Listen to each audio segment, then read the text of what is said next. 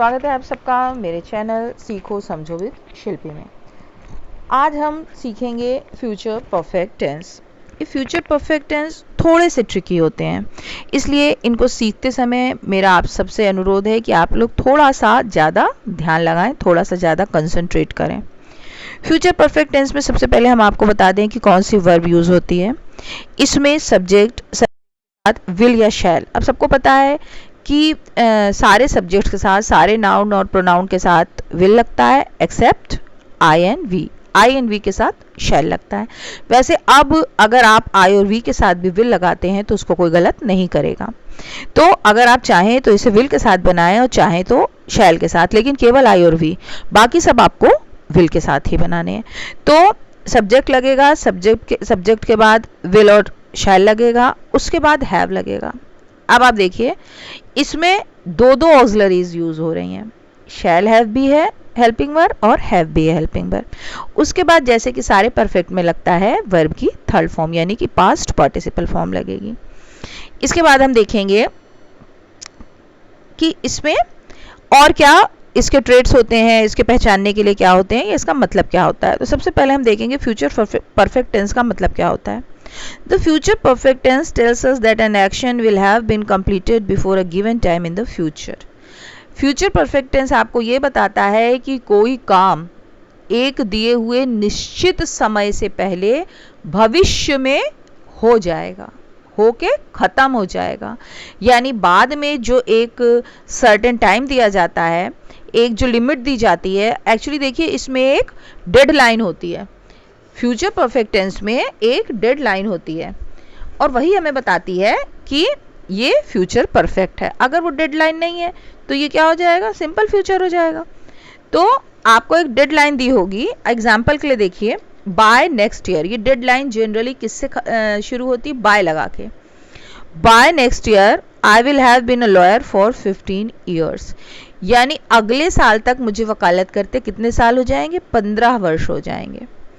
Anu will have forgotten yesterday's episode by next week. अब अनु क्या करेगी, अनु अगले हफ्ते तक ये कल का वाकया भूल जाएगी, भूल चुकी होगी। इन नवंबर बेटी will have moved into her new house, यानी नवंबर तक बेटी क्या है, अपने नए घर में शिफ्ट हो चुकी होगी। अब देखिए इसमें भी क्या है, इसको भी पहचानने के ट्रेड्स क्या है, इसको पहचानने के भी कुछ ट्रेड्स हैं जो हम आपको अभी बताएंगे।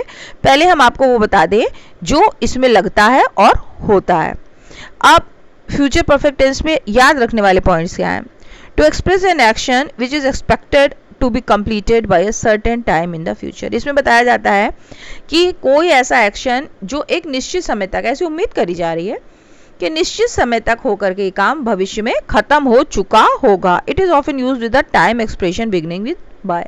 जनरली जैसा मैंने आपको पहले बताया, जनरली एक टाइम एक्सप्रेशन यानी बाय के साथ इनके संग एक टाइम एक्सप्रेशन लगा होता है। टाइम एक्सप्रेशन क्या है, टाइम एक्सप्रेशन वही डेडलाइन है, वही सर्टेन टाइम ऑफ पीरियड है जिसमें आपका वो काम होकर के खत्म हो जाना चाहिए, हो चुका होगा, ऐसा आप अभी एक्सपेक्ट कर रहे हैं।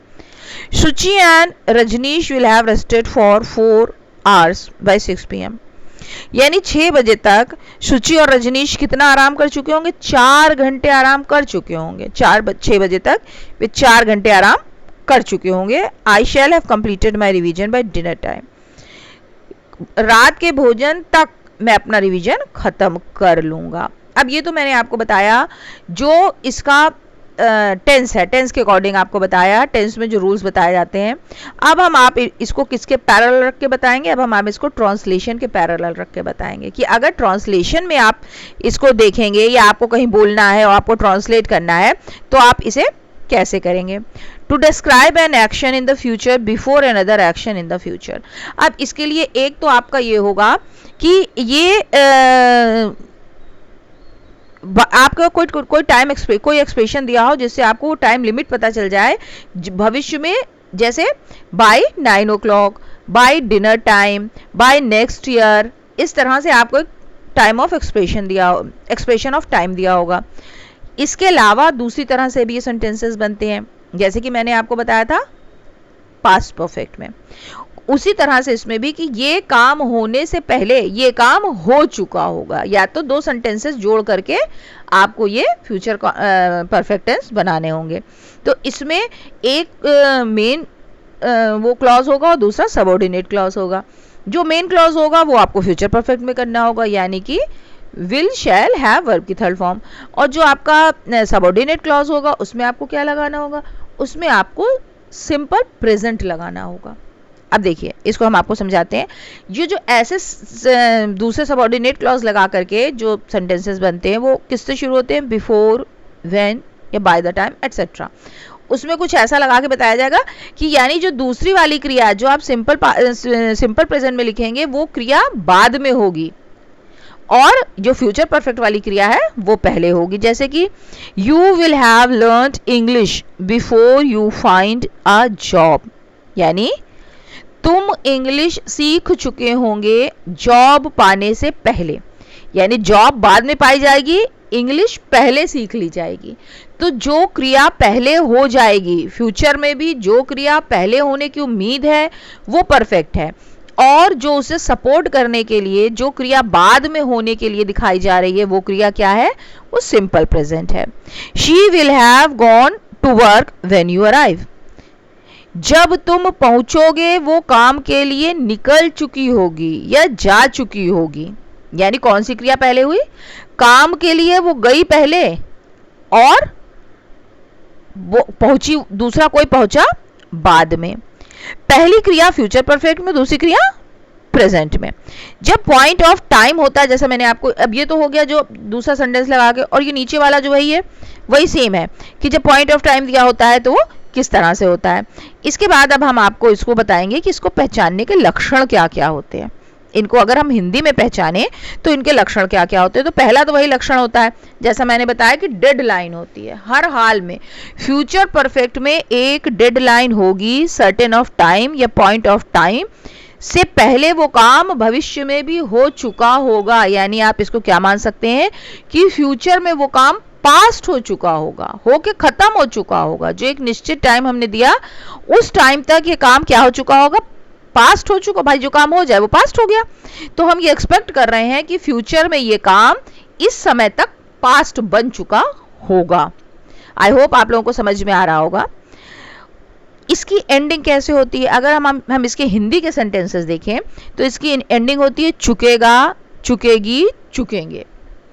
सीता खाना खा चुकी होगी या ये चुकेगा। राम 3 वर्ष तक विदेश में रह चुका होगा, या तो चुका होगा, चुके होंगे, चुकी होंगी, इस तरह का कोई होगा, या चुकेगा, चुकेगी, चुकेंगे। हम दिल्ली जा चुके होंगे, हम खाना खा चुकेंगे, 3 बजे तक हम खाना खा चुकेंगे। और दिल्ली जाने से पहले सीता शॉपिंग कर चुकेगी, दिल्ली जाने से पहले सीता शॉपिंग कर चुकेगी। अब ये सब चुकेगा, चुकेंगे, चुकेंगी, चुकूंगा, और हो चुका होगा, हो चुके होंगे, हो चुकी होंगी, ये सारे जो चुका चुकी होंगे वो सारे किस में आएंगे, ये फ्यूचर परफेक्ट में आएंगे। यानी ये एक्सपेक्ट किया जा रहा है कि भविष्य में ये काम हो चुका होगा, भविष्य में ये काम हो चुका होगा। कब तक, ये एक पॉइंट ऑफ टाइम आपको दिया जाएगा। उसके बाद हम देखेंगे कि इसमें क्रियाएं क्या क्या लगेंगी, यानी कि वर्ब्स कौन कौन से लगेंगे। तो सबसे पहले हम इनके समझ लेते हैं। अफर्मेटिव, नेगेटिव, इंट्रोगेटिव या इंट्रोगेटिव नेगेटिव में कौन कौन सी क्रियाएं लगती हैं। आप इनका स्क्रीनशॉट जरूर ले लीजिएगा ताकि आपको ये याद रहे ये टेबल क्या होती है। अब जैसा कि मैंने अफर्मेटिव में बताया कि सबसे पहले तो हम सब्जेक्ट लगाएंगे, सब्जेक्ट के साथ विल या शैल लगाएंगे। जैसे कि हमारा सब्जेक्ट होगा, अगर आई और बी है तो हम शैल लगा सकते हैं, वरना अगर हम सारे विल में करना चाहें तो भी अब इस पर कोई ऑब्जेक्शन नहीं होता। जब हम लोग छोटे थे तो हम लोग से कहा जाता था शैल लगाइए आई और वी के साथ। उसके बाद आप क्या लगाएंगे, प्लस हैव लगाएंगे, यानी यहाँ पर दो हेल्पिंग वर्ब एक संग लग रहे हैं। उसके बाद आप क्या लगाएंगे, एज इट इज वर्ब की थर्ड फॉर्म लगा देंगे, जैसा कि आप परफेक्ट में करते चले आए। उसके बाद object, remaining part of predicate लिख देंगे। इसके बाद नेगेटिव में आप क्या करेंगे, नेगेटिव में आप सबसे पहले सब्जेक्ट लगाएंगे, सब्जेक्ट के साथ जैसे कि आप विल लगाते हैं, विल या शैल वो लगाएंगे। उसके बाद आप नॉट लगाएंगे, अब आप देखिए, अधिकतर हम क्या करते थे कि हम हेल्पिंग वर्ब और मेन वर्ब के बीच में अभी तक नॉट लगा रहे थे। पिछले जितने भी हमने सीखे वो हेल्पिंग वर्ब और मेन वर्ब के बीच में नॉट लगा रहे थे, लेकिन चूंकि यहाँ 2 हेल्पिंग वर्ब है इसलिए इन 2 हेल्पिंग वर्ब के बीच में नॉट लगेगा। तो क्या होगा, सब्जेक्ट विल या shall, not plus have plus verb की थर्ड फॉर्म और प्लस ऑब्जेक्ट। इंट्रोगेटिव में क्या होगा, विल या शैल उठ के आगे आ जाएगा, उसके बाद क्या, सब्जेक्ट, सब्जेक्ट के बाद हैव के बाद वर्ब की थर्ड फॉर्म, उसके बाद ऑब्जेक्ट।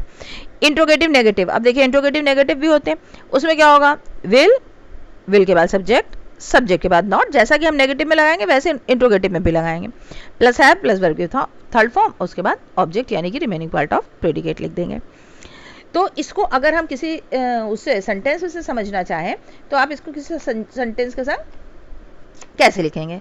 जैसे अब देखिए एक सेंटेंस के संग हम आपको करके बता रहे हैं, you will have learned English before you find a job. आपने ये अफर्मेटिव में लिखा। अब अगर आप इसका नेगेटिव बनाएंगे तो आप क्या बनाएंगे, you will have not learned English before you find a job. अगर आप इसका इंट्रोगेटिव बनाएंगे तो क्या बनाएंगे, will you have learned English before you find a job, और आखिर में क्वेश्चन मार्क जरूर लगाएंगे। उसके बाद अगर आप इंट्रोगेटिव नेगेटिव बनाएंगे तो आप क्या लगाएंगे, will you have not learned English before you find a job. तो इस तरह से आप ये जो सारे के सारे वर्ब्स, ये सारे सेंटेंसेस जो आप इसमें फ्यूचर परफेक्ट में बनाएंगे वो आप इस तरह से बनाएंगे। तो ये एक सिंपल सी मैंने आपको टेबल बना करके दे दी है। अगर आप इस टेबल को याद कर लेते हैं, मतलब दिमाग में एकदम कंसेप्ट क्लियर कर लेते हैं, आपको फ्यूचर परफेक्ट बनाने में कभी दिक्कत नहीं होगी। सबसे पहले तो आप फ्यूचर परफेक्ट कैसे पहचाने ये आपको पता होना चाहिए कि जिसमें पॉइंट ऑफ टाइम दिया हुआ है कि समय तक ये क्रिया भविष्य में खत्म हो जाएगी, होकर के खत्म हो जाएगी, सर्टेन टाइम दिया है, डेड लाइन दिया है, वही फ्यूचर परफेक्ट है। और अगर आप हिंदी में उसको ट्रांसलेट करते हैं तो चुका है, चुकी है, चुके हैं, चुकेंगे, चुकूंगी, चुकेंगे, इस तरह की चीजें होंगी कि भविष्य में ये काम होकर के खत्म हो चुका होगा। और अगर सर्टेन टाइम लिमिट नहीं दी है तो वो फ्यूचर परफेक्ट नहीं है, फिर वो सिंपल फ्यूचर है। ये दो पॉइंट अगर आप याद रखेंगे तो आपके लिए चीजों को करना बहुत ही आसान हो जाएगा और बोलना भी बहुत आसान हो जाएगा। अब आप ये देखिए, अब आपके अंदर ये कंफ्यूजन होगा कि जब एक ही सेंटेंस में दो क्लॉजेस लगे हुए हैं, एक मेन है और एक सबऑर्डिनेट है। सबऑर्डिनेट उसे सपोर्ट करने के लिए, यानी वो पॉइंट ऑफ टाइम बताने के लिए है जिस समय से पहले इनका काम खत्म हो चुका होगा। तो ऐसे में फ्यूचर परफेक्ट कौन सी क्रिया बनेगी और प्रेजेंट इंडेफिनिट यानी कि सिंपल प्रेजेंट कौन सी सेंटेंस बनेगा। तो जो काम पहले होगा वो हमेशा फ्यूचर परफेक्ट होगा, और जो काम बाद में होगा वो काम सिंपल प्रेजेंट होगा। क्यों? क्योंकि जो दूसरा वाला काम है वो तो एक इंडिकेशन है ना, वो एक लिमिट बताई जा रही है, वो एक डेडलाइन है कि अगर आप ये जब तक आप पहुंचेंगे, राम घर से जा चुका होगा, यानी आपके पहुंचने से पहले ही राम घर से जा चुका होगा, यानी पहुंचे बाद में और राम घर से निकला पहले। तो जो पहले वाली क्रिया होगी वो फ्यूचर परफेक्ट में होगी, और उसमें क्या लगेगा, सब्जेक्ट लगेगा, विल लगेगा, प्लस हैव लगेगा, प्लस वर्ब की थर्ड फॉर्म लगेगी और रिमेनिंग पार्ट ऑफ प्रेडिकेट लग जाएगा। जो क्रिया बाद में होगी वो सिंपल प्रेजेंट होगी, इसलिए उसमें क्या लगेगा, सब्जेक्ट लगेगा, वर्ब की फर्स्ट फॉर्म के साथ यानी बेस फॉर्म के साथ SEIS लगेगा। सिंपल है। अब जैसे इसमें है कि you will have learned English before you find a job. You will have learned English, ये काम पहले हो जाएगा और जॉब बाद में मिलेगी, ऐसी उम्मीद करी जा रही है, ऐसा एक्सपेक्ट किया जा रहा है, ऐसी होप करी जा रही है कि जॉब मिलने से पहले तुम इंग्लिश सीख जाओगे। तुम इंग्लिश सीख जाओगे, क्या है ये, फ्यूचर परफेक्ट है। You will have learned English before you find a job, ये क्या है, प्रेजेंट इंडेफिनिट या सिंपल प्रेजेंट, जो भी आप इसको कहें, ये दोनों नामों से जाना जाता है। मुझे लगता है बच्चों मैंने बहुत क्लियरली आपको समझाया है। अगर आपको मेरे समझाई हुई चीज़ें अच्छी लग रही हैं, समझ में आ रही हैं, आपके लिए फ़ायदेमंद हो रही हैं, तो बच्चों प्लीज़ मेरे चैनल को लाइक कीजिए, सब्सक्राइब कीजिए और शेयर कीजिए। सब्सक्राइब ज़रूर कीजिए, और अगर आपको कोई दिक्कत आ रही है तो आप कमेंट बॉक्स में लिख करके मुझसे ज़रूर पूछिए। चलिए फिर मिलते हैं इंग्लिश के किसी अगले क्लास में, तब तक के लिए जय हिंद।